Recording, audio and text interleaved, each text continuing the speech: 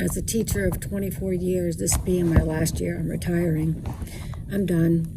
And I'm done because of one word: parents. I am a first-year high school English teacher. This is definitely going to be my first and last year teaching. I was made very quickly aware of the fact that this is not the profession for me. Teachers don't just not want to teach anymore. They don't want to teach under these conditions anymore. And the most sickening part of this whole thing is you have parents verbalizing out loud that they are proud of the fact that these kids are making their teachers quit. Hello, my dears. So there is a massive teaching crisis. Now, this seems to be a problem across different Western countries. This isn't unique to any particular country at all, as according to The Guardian, teachers in England are abandoning their profession at record numbers according to official figures. The latest workforce survey by the Department of Education found that 40,000 teachers resigned from state school last year, which is nearly 9% of the total teaching workforce. The survey also found that teaching vacancies were also at a record high, and large numbers of teachers were also missing because of illness. Things don't really seem to be that much better in the US, with reports that a lot of teachers are burnt out, and data from the National Center of Education found that 44% of public schools posted full or part-time teaching vacancies due to unforeseen resignations and forceful reliability on non-teaching staff. 55% of teachers reported plans to leave the profession much sooner than they had initially planned. So how exactly did we get here? A lot of teachers have become very disillusioned with the education system and their jobs recently, and most of the time when we hear people talking about this, they're always talking about it in regards to pay, but it does seem to be a lot more complicated than that. These days it does seem that the roles and the jobs that teachers are expected to do keep expanding, because the line seems to keep being blurred between what is the responsibility of the parents versus the responsibility of the teachers. Many teachers are reporting that more and more children now are turning up to school not being fully prepared or not being school ready, meaning that some of them are turning up not even toilet trained. Welcome back. Now, is it a teacher's job to potty train your child, or should the responsibility be on parents? In a poll by early years charity Kindred Squares, teachers said that 25% of children, get this, aren't potty trained. Yes, and when it comes to educating those children, 48% of parents said they aren't concerned if teachers are toilet training rather than teaching by the time they're in reception. So whose responsibility is it? I do personally think it's quite concerning that nearly half of the people in that survey don't think that this is a problem, because I think that's probably also part of the problem, because if you have a culture where this kind of stuff is permissible, where people just don't seem to see any issue with a child turning up to school not knowing how to use the toilet, then I think it probably is contributing to the number of parents that also don't seem to think it's a big deal to not train their child or teach their child how to use the toilet before they go to school. And according to this article in The Guardian, 1 in 4 school starters are now not toilet trained, more than a third cannot dress themselves, and 29% of them can't eat or drink independently. And many teachers say that supporting children who are not school ready has diverted 2.5 hours a day away from teaching and supporting the class. Teachers also reported that 28% of students don't know how to use books correctly. They were swiping and tapping on the books as though they were using a tablet or an iPad. I can't lie to you, I honestly found that to be the most shocking thing to learn when I was looking into all of this, because I think it says a lot about what's likely going on at home, because if your child doesn't even know how to interact with a book, then that means they've probably never been given one before, which is horrifying. There are also teachers who have taken to social media to talk about the issue of all of these children coming to school not being school ready, and how a lot of parents are kind of essentially entitled and just expect the teacher to allocate time to doing stuff for their child that really the parents should have taught the child to do for themselves. Here's another truth about teaching, and I want to read this. This looks like it's the child's agenda. And looks like Mom wrote, "Can you all please help him tie his shoes? I don't want him to fall." The teacher responded in the agenda, "I'm sorry, we can't do that. We only have time to teach the standards." And apparently this person, the mom, rates, wow, suggestions or comments. He's only in first grade. Okay, I understand he's only in first grade, and so did the other first grade teachers on this app. But here's the thing. At 6 years old, your child should know how to already tie his shoes. If not, get him Velcro sneakers. Secondly, your teacher does not have the time to be tying the students' shoes. She's got 20 to 25 kids in that class. She is trying to teach curriculum, manage some behaviors, support and accommodate the IEP students. And there are not enough hours in the day for the teacher to do everything that she has to do. So, let me explain something to you. Your teacher doesn't even have a chance to go pee, let alone tie your child's shoes and everyone else's. Please have your child come prepared. I also saw this article that was written for TES magazine by another teacher who was essentially just talking about their experience within the education system and this growing issue that is happening at the moment, where a lot of teachers feel that they're taking on more and more and more responsibilities that really used to be allocated to other parts of society. Within the article, the author essentially says that we've created this culture where we now view schools and the education system as the cure for all of society's ills. As they wrote, "We have created a national expectation that schools should fulfill literally dozens of roles that parents, irrespective of social class, have gleefully and irresponsibly abdicated. Sex and diet, drugs, social media use, bullying, mental health, career advice, whether or not your child should carry a knife into school for God's sake, have all become the responsibility of schools, which actually means teachers." Just think about that for a moment. Teachers. Since when did we communally decide that professionals trained and employed to pass on knowledge and skills to children in classrooms should also offer the kinds of advice and guidance which the fundamental qualities of family life, morality, religion, culture, and national class and identity inevitably underpin? I don't know about you, but I find it challenging enough to advise and guide my own 2 children, let alone everybody else's. I found this really interesting because it kind of made me wonder if, because the line is being blurred between parent and teacher in terms of what kind of responsibilities are supposed to be at the hands of the parent versus the teacher, as more and more of these teachers take on more parent-like responsibilities or family-like responsibilities, is that maybe what could be causing this, I guess, comfortability that teachers nowadays seem to have with their students? I mean, we've all seen those videos on social media of teachers, in my opinion, oversharing about their personal lives and seeking validation from their students about their personal life choices or their personal lifestyles or whatever, or their personal identity. So I just came out to my students. I've been wanting to do this for the past 2 years. Sorry, I'm like so emotional. And I just haven't had the courage to do it out of fear of judgment, mostly from their parents. But I had these kids in 4th grade and now I have them in 6th and I'm sending them to middle school, and I love these kids so much and I trust them and they make me feel safe and I know they love me, and it just felt right, and I did it, and it was so beautiful. They had so many questions, which I loved. They wanted to learn, and they wanted to learn about me, and they were so eager, and a few of them clapped, which was so precious. I always found those videos very bizarre because for me, growing up, I remember knowing very, very little about my teachers.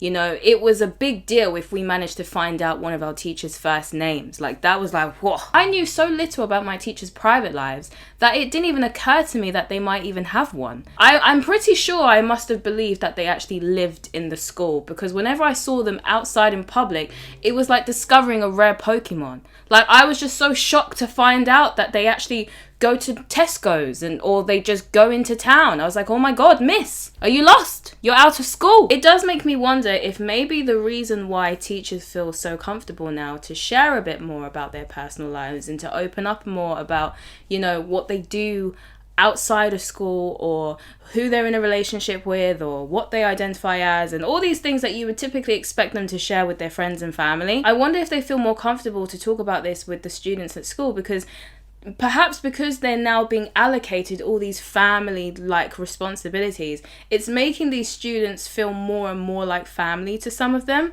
to the point where they feel comfortable to share information that they would typically share with their family. And so is it really that surprising that the more family-like responsibilities we pass on to teachers, the more some of these teachers actually start to look at these students as kind of like their family? I mean, we even hear some teachers, rather than saying my students, they say my kids. So is it so far-fetched that perhaps because we are treating teachers as though they're parents, that some of them might actually start to feel like these kids are their kids? But having to take on all of these extra responsibilities, all of these extra roles that we are now putting on teachers, on top of their standard job of, planning lessons and marking work and all of the typical roles we'd associate with teachers, is definitely contributing to a much heavier workload for teachers, which is contributing to a lot of them burning out. As according to the National Education Association, 67% of educators consider burnout to be a very big issue within the profession, especially for teachers who work in low-income areas, as they tend to report much higher levels of burnout. And this is usually because in lower income areas you tend to have bigger class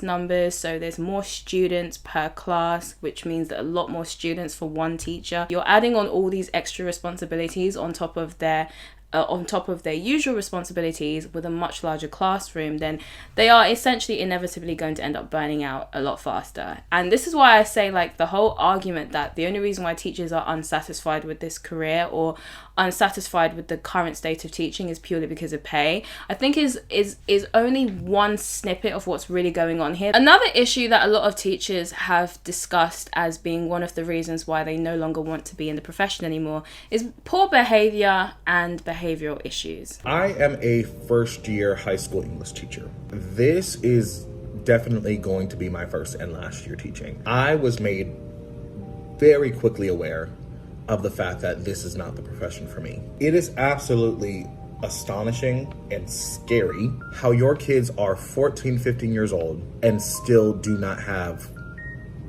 the proper reading skills. And I'm not talking about the ESC kids, the 504s, the IEP kids. I'm talking about your everyday regular Joe Schmo from Kokomo kid who does not know how to read and write at the level that they should. And the problem is that they don't care to learn how to do those things correctly.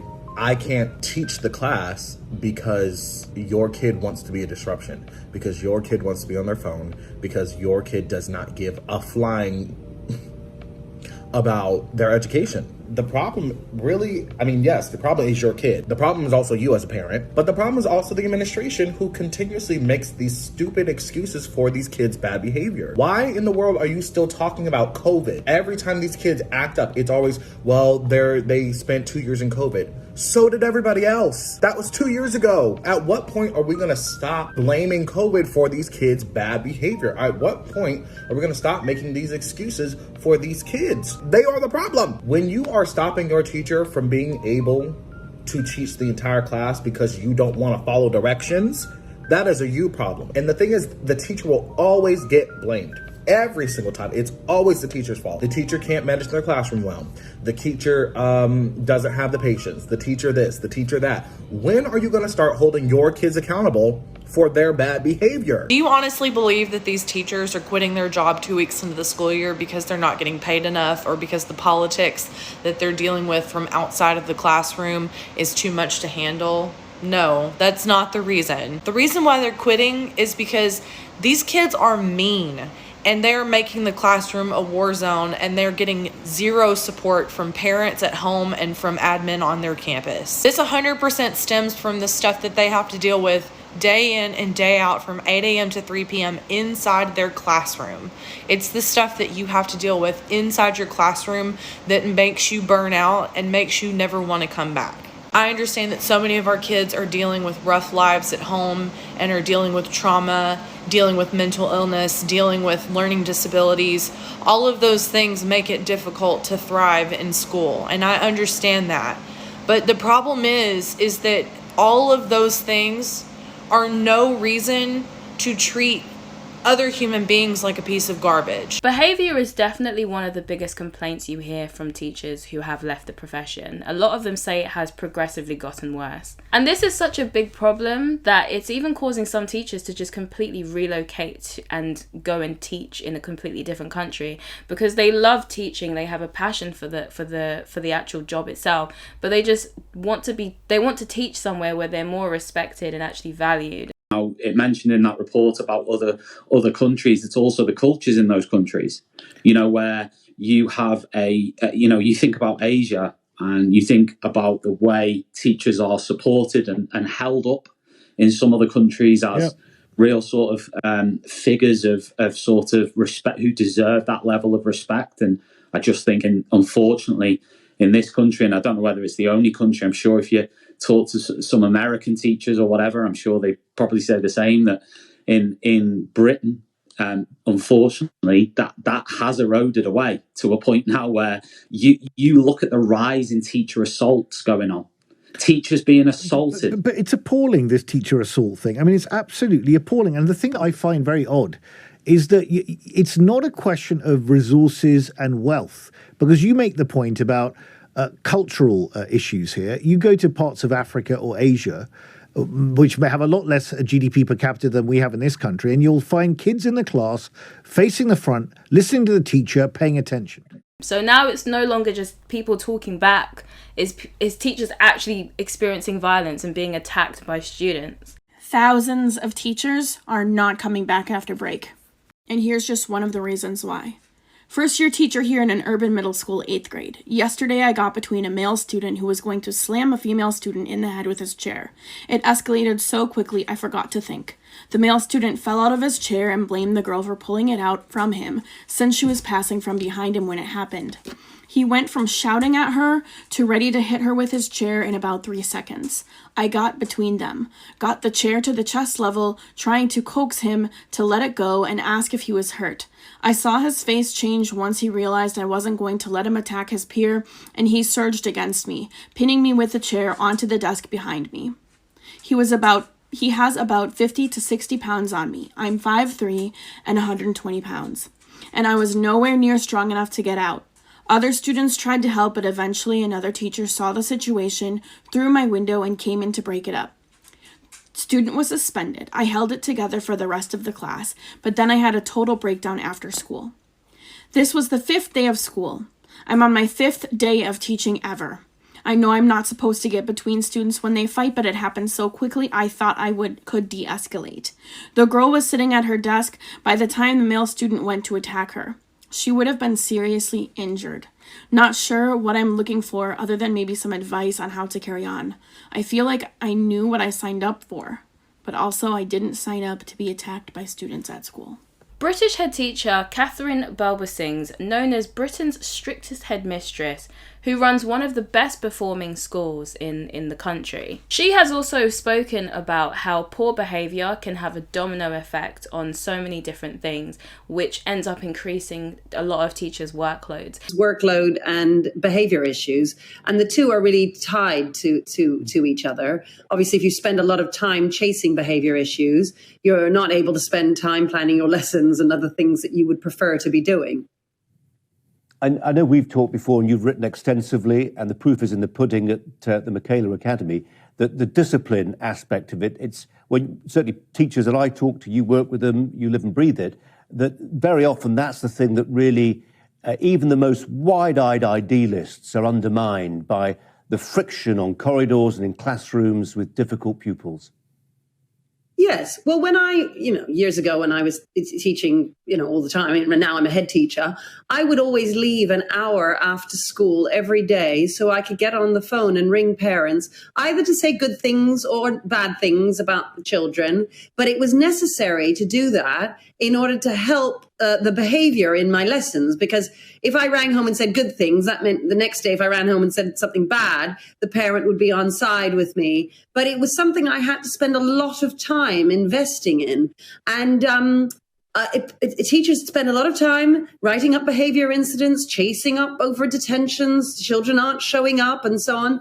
And unfortunately, for instance, I get a lot of stick for expecting good discipline and having high standards for behavior. At school, everything's wonderful. I mean, outside of school, through the media and so on, people sort of take a dim view. And actually, it's by having strict behavior systems that head teachers and senior teams can support their teachers, which will then bring down their workload, you see. So in the end, having a more free-for-all, actually, I would argue, drives teachers out of the profession.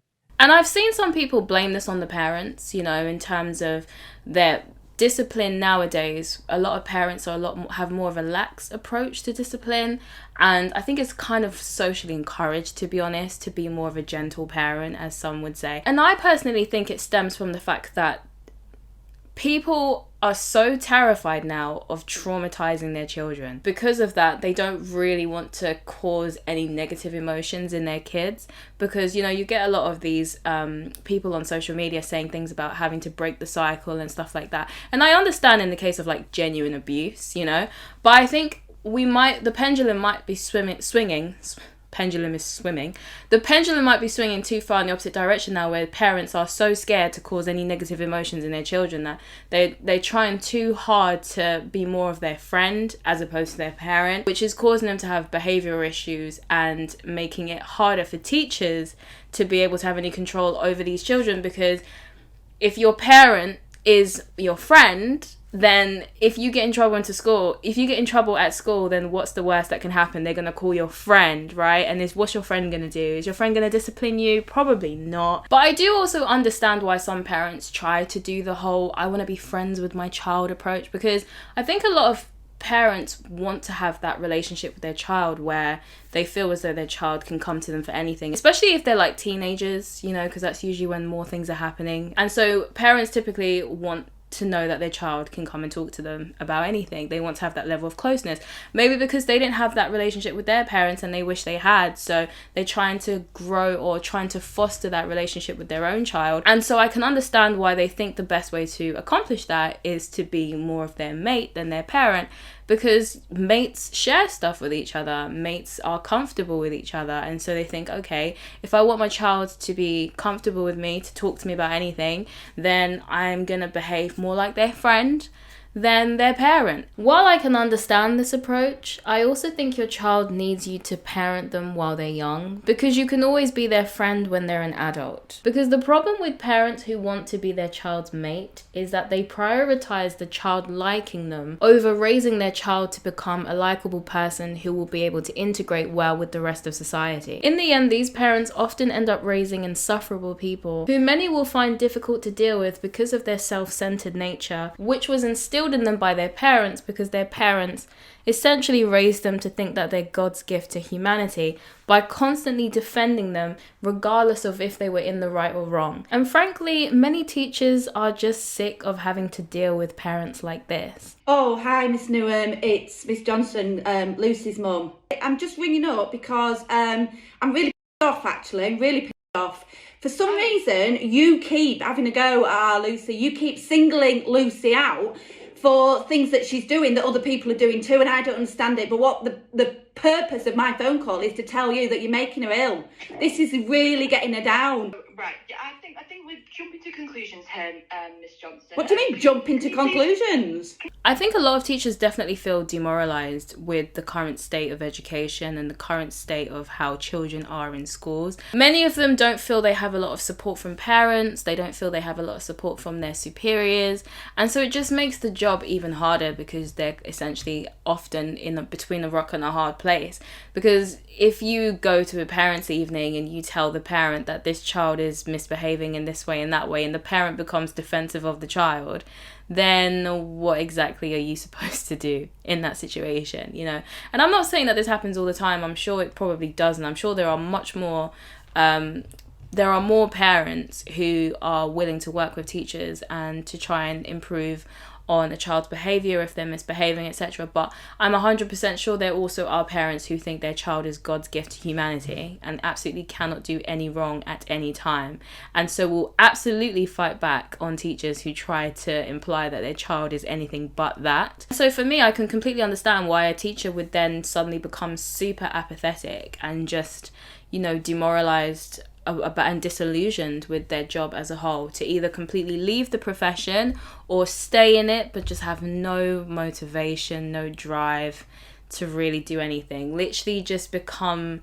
what do they call it, silent quitting, like just doing the bare minimum just to get their paycheck each month and just call it a day. There has also been a lot of talk about screen time and smart devices and the effects that is also having on children in the classroom, as we've seen many videos of teachers talking about how screen time is making the younger generation very, very restless. They're struggling to sit still, they're very restless, they're agitated because they're so used to being overstimulated with these devices that the idea of just sitting still is quite difficult for them. No iPad. But I want to You can't have the iPad. No. Parents don't realize how addicting iPads are when they give them to their children, and we're seeing it in this young child, unfortunately, right now. And there's a lot to break down in this situation. Like, one, the child can't regulate their emotions without having their iPad. They can't find sensory input from their environment without their iPad. They're in a fight, flight, or freeze mode because they don't have access to their preferred item, and they're acting as if they cannot operate in life without their preferred item, which is very similar to signs of addiction. When you don't have your preferred choice presented, you begin to act like this. And screen time is addicting. Research will show it. And now that we've actually had more time to actually study this and get more information on it, we do actually now have evidence that shows that a lot of screen time is actually having a big impact on how your child's brain develops. Dr. John Hutton is at the forefront of this fast-developing field, and he's published several studies that already suggest higher levels of screen time can impact a child's growth.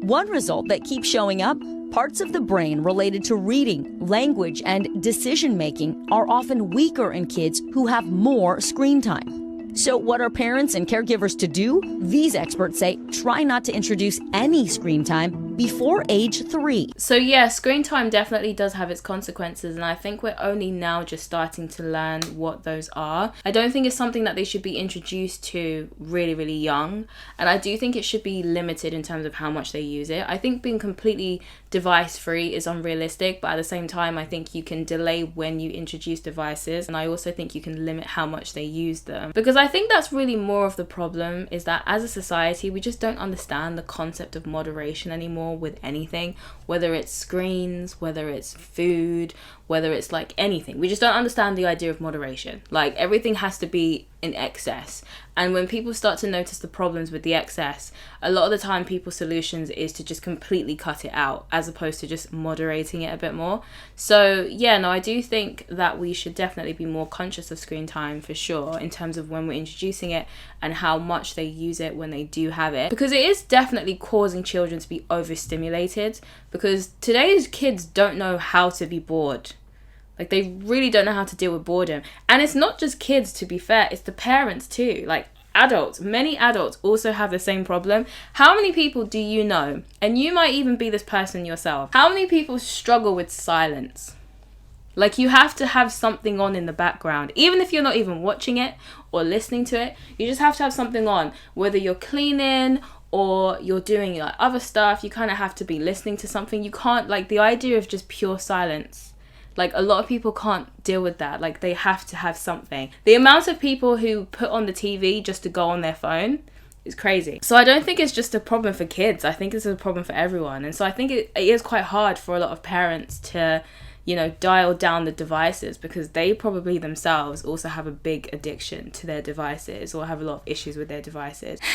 It's a tricky one. I don't know what the answer is. It's kind of crazy though when you think about it, because I feel like when I was a kid, I remember going out a lot more and like hanging out with like the local kids in the area a lot more, and just being out and about. We'd ride our bikes together, we'd just play in the park together, all that kind of stuff.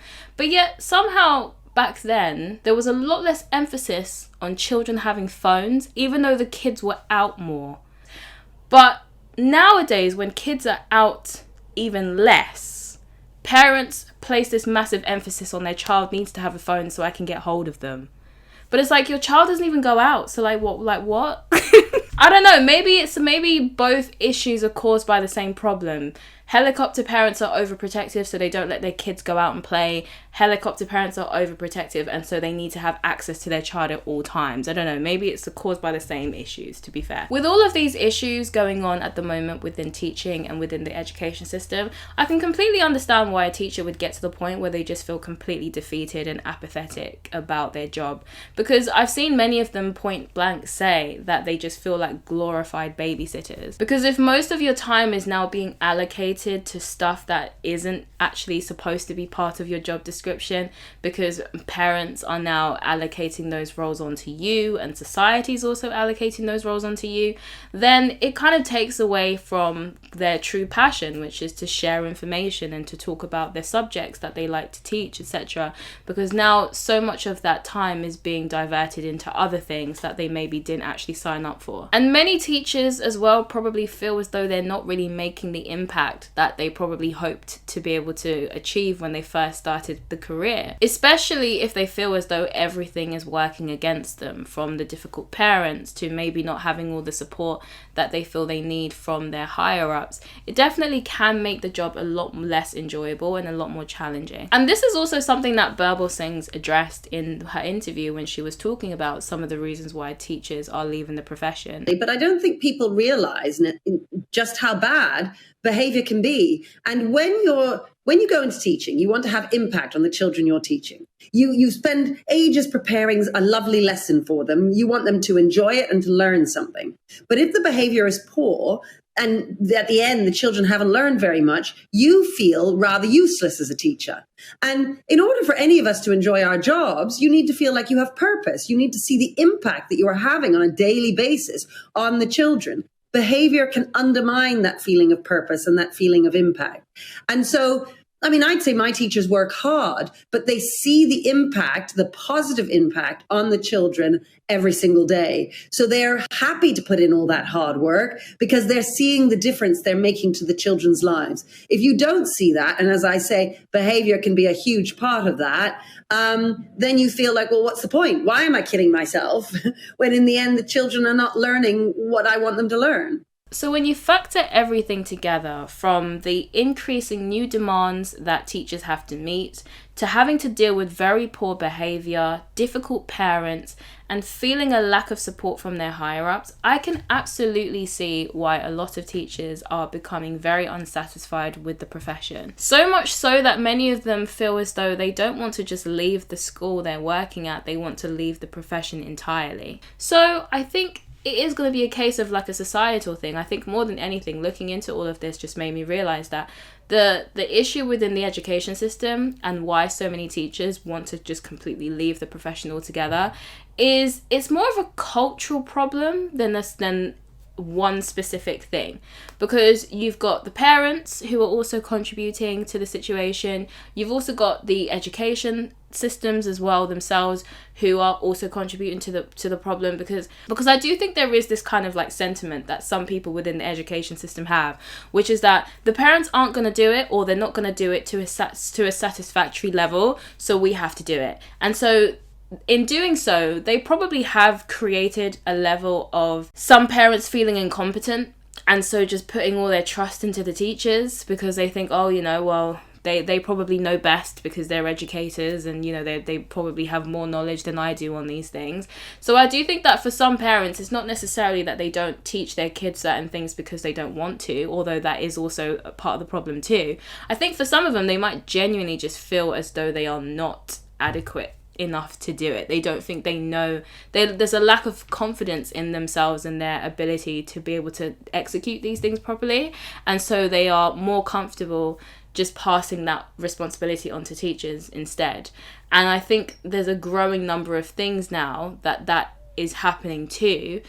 But that is a problem though, because if teachers are having to take on more and more parental roles and responsibilities, then it is taking away time for them to teach. And I do think parents should definitely take some of those roles back. Another reason why I think it's more of a cultural problem than a profession problem is if it was strictly the profession itself, then we wouldn't be seeing so many teachers moving to other countries, right? Because we see a lot of these situations where teachers choose to continue to be teachers, but they just don't want to teach in Western countries. They go into like African countries or Asian countries, or, you know, they're going to Middle Eastern countries sometimes to go and teach something there. So quite clearly the profession itself is not the problem, but they just don't want to teach here pretty much.